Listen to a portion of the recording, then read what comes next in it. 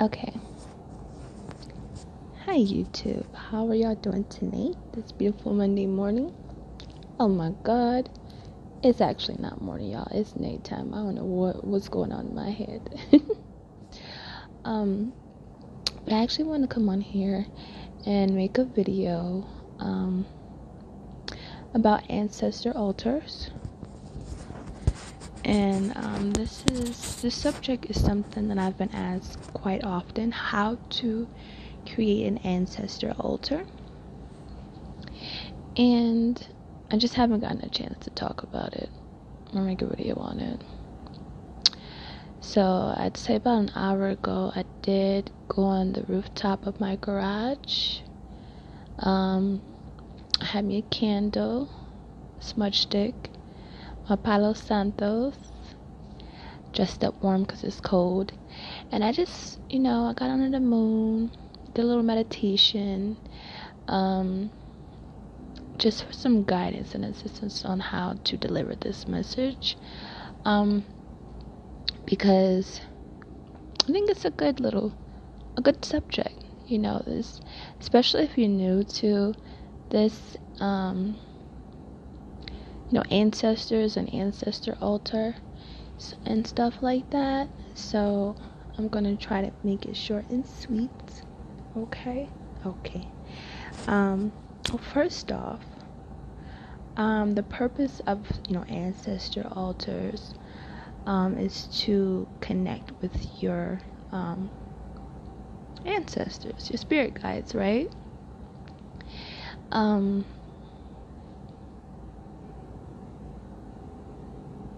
Basically just to connect, remind them that, hey, I see you, I know you're here, acknowledgement, right? Because believe it or not, we put a lot of work.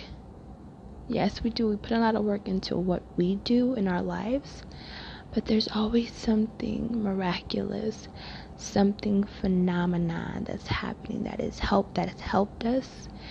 And I believe that, I couldn't have made it without divine guidance from the universe. And my spiritual team, which includes my ancestors. Okay. First of all, your ancestors do not necessarily have to be individuals that recently transitioned, like grandparents, aunties, uncles. It can be deities, so like orishas. So if you have been visited by certain orishas, and I'm going to stick with orishas because there's other beings, that I can go into, but I'm not trying to scare people because there's nothing to be scared of with the names that I would come out with. Besides orishas, can be some of the archangels. If they come to you in the spirit world or in your dream or even in the physical, if you're a seer like me, any or mythological creatures like dragons, fairies, things of that nature, it's because you're family to them. You're in their bloodline, okay?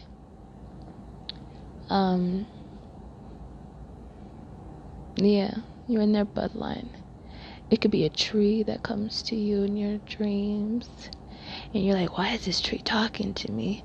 Why does this tree look like Groot or whatever? So you can also so you can put pictures of your recently transitioned family members, like grandparents, if they come to you in your dreams, and you can buy statues of certain deities if they have come to you in your dream state in the spirit world, whatever that is, okay? However way they came to you. And that's just them coming to be like, hey, I want to connect with you. You fam. You know what I'm saying? Just letting you know, don't be scared, don't be worried, you fam. And they don't want you to worship them. They don't have egos like that. They're not looking for you to feed off your energy. They just want to be acknowledged and let you know that, hey, I got you. Whatever you need, I got you. You know, if you need anything, you can call on me. But don't take advantage of that. Don't just be going to your altar just to ask for stuff. Go to your altar and just be like, altar work is all about paying homage, gratitude, thanks. Hey, how you doing? What's up? And don't think you have to go to your altar and do ancestor altar work all the time, and then feel guilty if you didn't do the ancestor work, because ultimately they know what's in your heart. They know that you love them. They know that you care for them. They know that you have a life here that you have to focus on, and other things that requires your attention, that they want you to focus on. Ultimately want you to focus on. Okay, they don't want you to be worshiping them on your knees and all this type of stuff. Okay, so keep that in mind. Keep that in mind. Your altar is sacred. Okay, I was called to post a picture on my Instagram story briefly, because I kept getting questions about ancestral altars, just to give a little visual how you can set it up. And then I took it down an hour and a half later, because like I said, these are sacred things, and there are people out there that would take that image and try to do things with it. Okay, so you just want to be careful who you show it to. So yeah. So how to set an ancestor altar up? Like I said, pictures or statues of certain deities you can add to it. A lot of people are creating ancestor altars and not aware that's what it is, because it's an intuitive creation. It's an intuitive action, and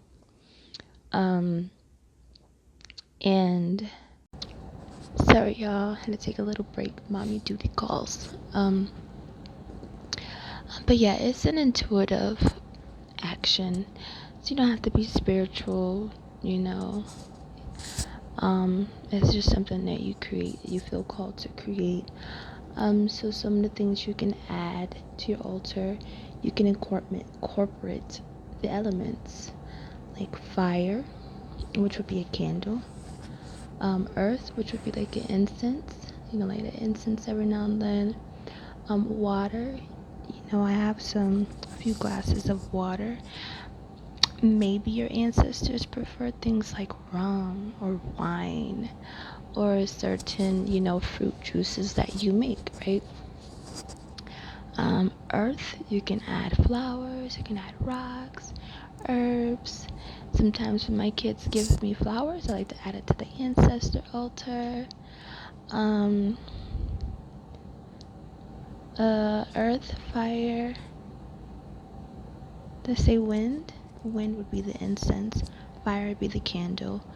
Water, earth would be like rocks, herbs, and stuff. And then ether, which there's 5 elements, so I'm sure there's more elements of that. But ether would be their spirit, and your energy. Some things that you can, some offerings you can give them. Money, coins, things of currency, jewelry that you offer, just for gratitude. Now this is an equal exchange of energy, because you're not alone. When you think you're alone, honestly, you're not. They're there with you, whether you need them or not. They can sense it before you sense it. They can sense that when you need assistance before you even know it. Okay, and then we're talking about deities and ancestors who have, ascended.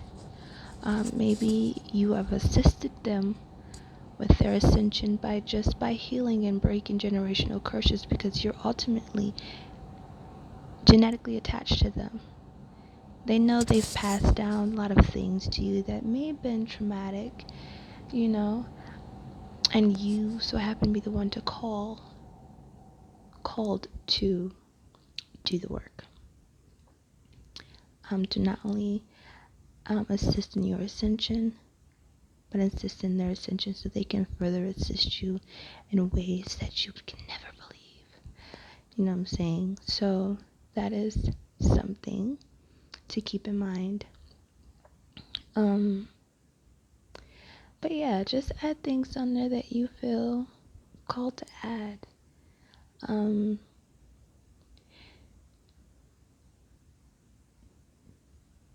Don't throw a whole bunch of people on there, okay? Because believe it or not, you may have an ancestor that didn't get along with this ancestor that ultimately cares for you, and that ancestor that doesn't get along with that ancestor that cares for you and there to help you may, you know,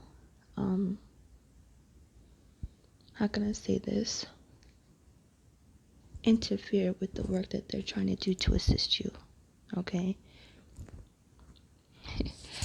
And you can figure these things out in your dream state, in the spirit when you meditate, you know. So keep that in mind. Did I say that some of your ancestors could be mythical creatures? I don't know. Like, I don't know. I don't remember. I got pregnancy brain, y'all. So forgive me. So yeah. You can also, little fun thing that I've done that I learned, you can also make an ancestor, not ancestor, but an altar for yourself. For your children if you have one. Like I have a family portrait of me and my family. My little family. And I have things around it like jewelry, things of currency. Things that can help with manifestations. Things to remind me that, we are rich. Mentally, physically, spiritually. We are protected. So I add things like that, crystals, stuff like that, and essentially for to empowerment and give good, divine love, divine guidance, divine protection. Okay. Trying to think. Forgive me if I've already said this, but there's times where I'll cook food and I'll give them some food. I put food on my altar. It doesn't go bad. It doesn't, not at all. But I know when to throw it out. I feel like I've said this already, so forgive me if I'm repeating stuff, y'all. I just want to make sure I get everything out that, can assist you all in full understanding and how to go about creating an ancestor altar.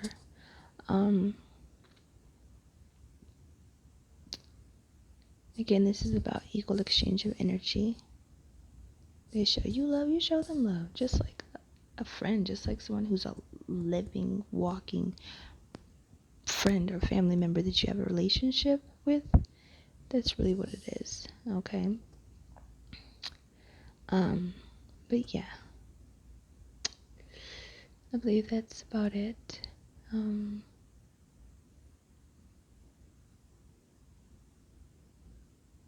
Yeah, that's about it. Other than that, if you guys have any other things you want to talk about, definitely hit me up. Comment below, or just whatever. Any thoughts? But until next time. Good night.